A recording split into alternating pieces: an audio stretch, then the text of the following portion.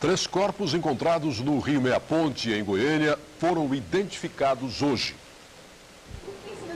As digitais foram extraídas de 3 corpos encontrados no sábado e no domingo no Rio Meia Ponte. Um dos cadáveres estava em estágio tão avançado de decomposição que forneceu apenas fragmentos de impressão. Nosso colega da coleta, o Raimundo, ele se esforçou, mas conseguiu fragmentos de dedos ainda. E a gente com pouca dificuldade, mas nós conseguimos fazer o confronto positivo, identificar os 3.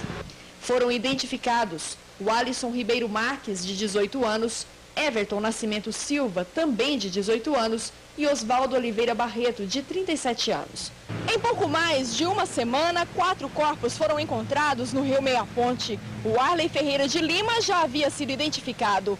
Todos os cadáveres apresentam sinais de assassinato e a polícia investiga se há relação entre os crimes.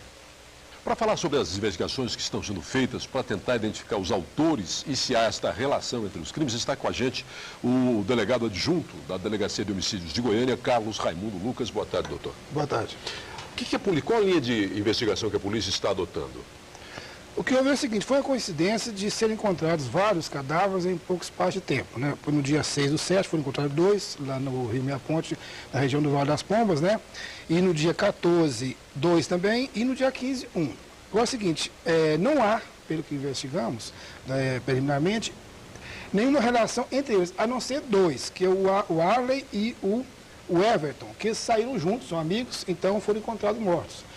Um foi encontrado, o Arley foi encontrado no dia 6, do 7, né? E o Everton no dia 14. Ou seja, entre esses 2, há relação porque estavam juntos. Então, o homicídio foi praticado contra os 2 juntos. Agora, quanto aos outros corpos, foram encontrados nas proximidades, um com o Arley e o outro com o Everton, mas, apesar de serem próximos, os corpos estão no Rio, na mesma região, mas não há liame, de fato, entre um e outro. Apenas foi uma coincidência em que se encontrou, tanto que, só para você ter uma ideia, o Arley foi encontrado no dia 6, o Everton no dia 14, ou seja, mas os 2 apareceram juntos.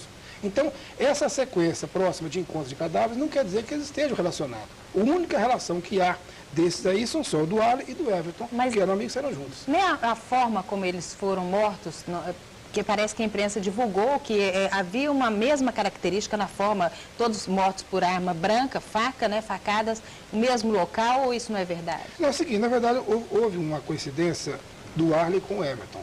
Eles tiveram, né, o abdômen foi aberto. Naturalmente se faz isso quando você vai jogar na água para que facilite que o corpo vai ao fundo e dificulte ser encontrado. Agora, quanto aos outros que foram encontrados, não há relação, nenhum fato, digamos assim, modus operandi que possa vincular estes com os 2.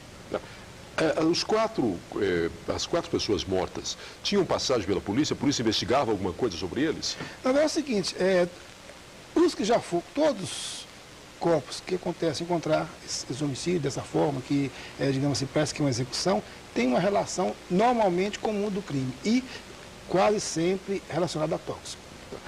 O que chama atenção, o senhor disse que parece que não há relação entre esses 4 crimes, mas o que chama atenção é que, de repente, esses corpos começaram a aparecer numa mesma região de Goiânia e todos jogados no rio. Quer dizer, essa forma de se livrar também do cadáver não chama a atenção? Não, aquele local ali já é um local conhecido por nós como local de desova. Não são os primeiros encontrados, certo? Já houve vários. Só que, pelo fato de ocorrer encontro de vários cadáveres em pouco espaço de tempo, chamou mais a atenção da mídia. Mas nós já conhecemos ali, de vez em quando, encontramos, não é a primeira vez, corpos jogados naquele rio. Aquele bairro ali é um bairro de maior registro de violência ou não? Não, a verdade é a seguinte, eles estão confundindo o local de desova com a violência do bairro. O bairro em si é um bairro pacato. A maior parte das pessoas são pessoas humildes, trabalhadoras, né? Agora, o que acontece é que eles usam aquela área, existe uma área muito erma ali, junto ao rio, que as pessoas têm condições de fora de hora chegar e sair sem serem vistas. Então, eles utilizam o local para desovas, mas não tem nada a ver com o bairro em si. O bairro são de pessoas trabalhadoras, honestas, humildes, mas sem nenhum vínculo com o crime. Então, na realidade, eles usam aquela área e, às vezes, os habitantes ficam prejudicados, né? Como a polícia já sabe que aquilo ali é um local de desova, o senhor falou que constantemente são encontrados corpos ali, não havia como fazer uma fiscalização mais intensa ou montar, talvez, um acampamento ali para poder pegar essas pessoas, já que o senhor falou que esse local é utilizado por bandidos, porque é um lugar ermo, de fácil acesso, sem que seja vista a pessoa. A polícia não poderia fazer nada na intenção de tentar descobrir quem são essas pessoas que utilizam esse local? Não, mas é o seguinte, até os habitantes lá já reclamaram disso, né? Necessitando de maior presença da polícia lá, digamos assim, a polícia ostensiva. Então, quando um fato começa a chamar a atenção na região, claro que a gente começa a fazer nossos levantamentos investigatórios e junto com a Polícia Militar, que tem a função ostensiva, né, dá maior assistência àquela região, mesmo porque os habitantes lá se sentem amedrontados. Apesar de que eu acho que não há, com relação aos que lá moram, não há perigo, porque o que acontece é que normalmente são mortos fora, que não tem nada a ver com o bairro ali, aquela região, mas como é uma região que fornece facilidade de chegar e sair sem ser visto, eles utilizam aquilo lá como isolam, como utilizam outras áreas também que se encontrar favorável a chegada e saída sem ser visto, inclusive facilitando a ocultação de cadáver, que no Rio demora a encontrar. Então, quando se encontra, muitas vezes tem dificuldade, como foi visto ali na reportagem, de se identificar o cadáver. Então, tudo isso facilita para o trabalho criminoso, certo?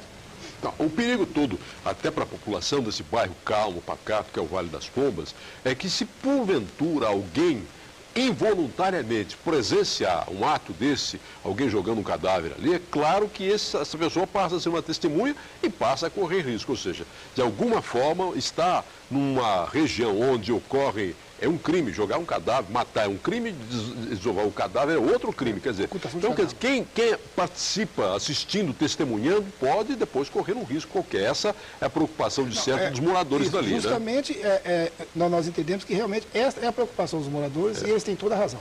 Uhum. A gente comentou aqui, falou assim, não, ele tem passagem pela polícia, até parece que isso daí seria como isentando os criminosos. Não, são crimes como qualquer outro, ou seja, alguém matou alguém.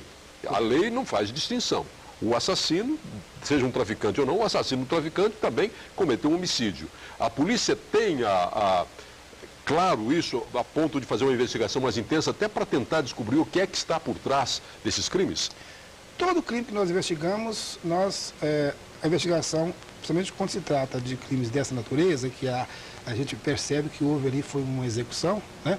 Então a gente investiga não só o crime em si, mas a ramificação de outros crimes que estão por volta. Por exemplo, a gente sempre diz que onde há o tóxico, o tráfico, ele é um atrativo para outros crimes. Orbitam em torno do tráfico vários crimes, que já é conhecido, o tráfico de arma, homicídios, roubos, furtos, enfim.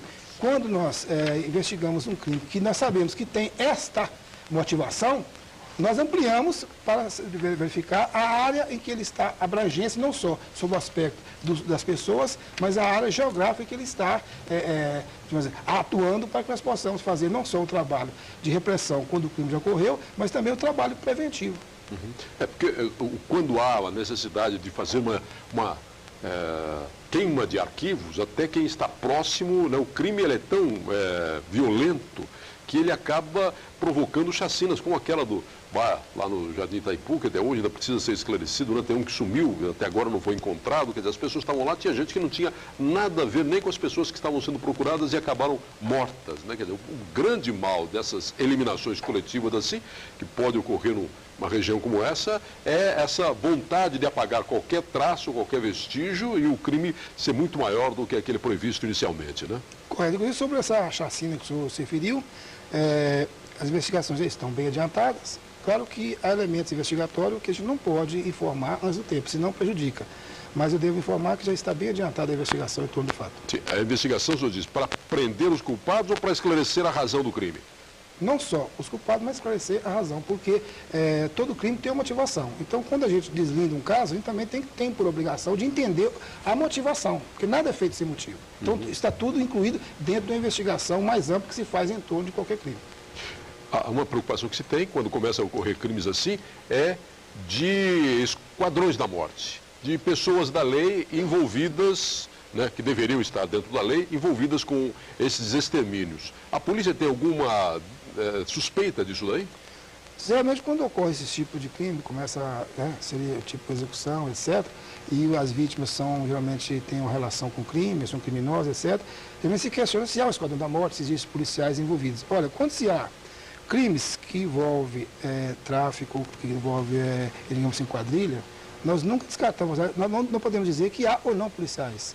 Tanto que várias quadrilhas que foram desbaratadas, nós vimos que há participação de policiais. Mas não quer dizer que seja policial, digamos assim, o principal do crime. Pode ser que haja envolvido. Agora, nós investigamos qualquer crime como qualquer outro. Se o culpado for policial, ele vai aparecer. Então, não há uma linha de investigação. Bom, se é policial, vai ter essa linha de investigação. Se não é, quando começamos a investigar, nós temos todas as técnicas de investigação para chegarmos ao culpado, seja ele policial ou não. Só para a gente concluir, com essa proibição da arma, com a restrição da arma de fogo, né, até com a campanha de devolução, de entrega dessas armas para a polícia, né, o senhor, como um especialista nessa área, que trabalha diariamente envolvido na investigação de crimes, o senhor sentiu alguma redução nos homicídios? Olha, é o seguinte, homicídio, quem quer praticá-lo não precisa de arma de fogo, ele pratica com um pedaço de pau, uma faca, um instrumento até de trabalho, uma enxada, um enxadão, uma foice. Então é o seguinte, na verdade, essa é a opinião pessoal minha, não estou falando pela polícia, minha opinião pessoal. Simplesmente foi um trabalho apenas de marketing político, mas o que tem no se desarmar é o espírito e não a cintura do elemento. Então, se a pessoa estiver desarmada, mas estiver com a intenção de matar, ele mata, independentemente de ter arma de fogo ou não. Essa é a minha opinião pessoal. Tá aí. Doutor Carlos Raimundo Lucas, adjunto da Delegacia de Homicídio de Goiânia, muito obrigado pela presença do senhor aqui. Eu que agradeço pela oportunidade e estou sempre à sua disposição. Boa tarde. Boa tarde.